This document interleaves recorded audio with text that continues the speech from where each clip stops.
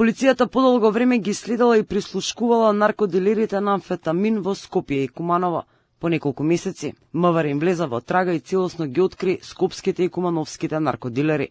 Министерството за внатрешни работи понатаму продолжува со борбата против трговијата со дрога.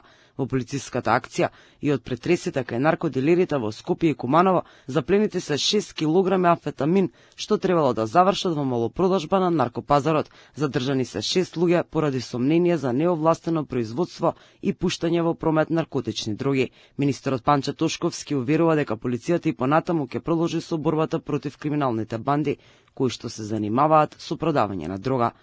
Сето она кое што се случуваше во текот на вчерашниот ден е само уште еден доказ за тоа дека Министерството за внатрешни работи е силно посветено против нелегалната трговија со дрога. Оние историски резултати кои што се покажуваат во изминатата година навистина се впечатливи и покажавме дека со труд, со работа и со посветеност можеме да се спротивставиме на наркодилерите во Македонија. Од јавното обвинителство информира дека за осомничените е побаран краткотраен притвор од 48 часа, за да се завршат првичните вештачења и обезбедат доволно докази.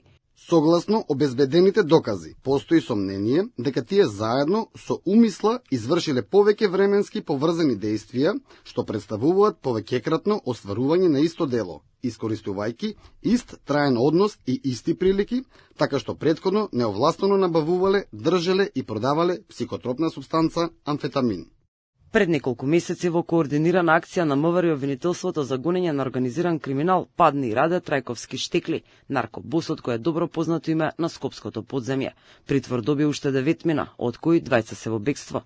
Во акцијата полицијата изврши претреси во Скопје и Гевгелија. При тоа беа запленети околу 10.000 евра, 4 возила, десетина мобилни телефони, пиштол, наркотична материја и опрема за производство и пакување на дрога.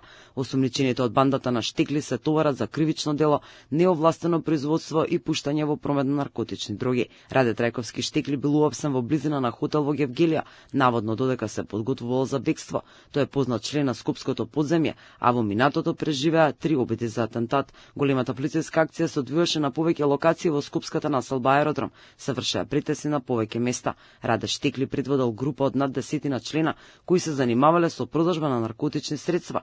Тој на јавности е познат по пресметките со наркокартелите.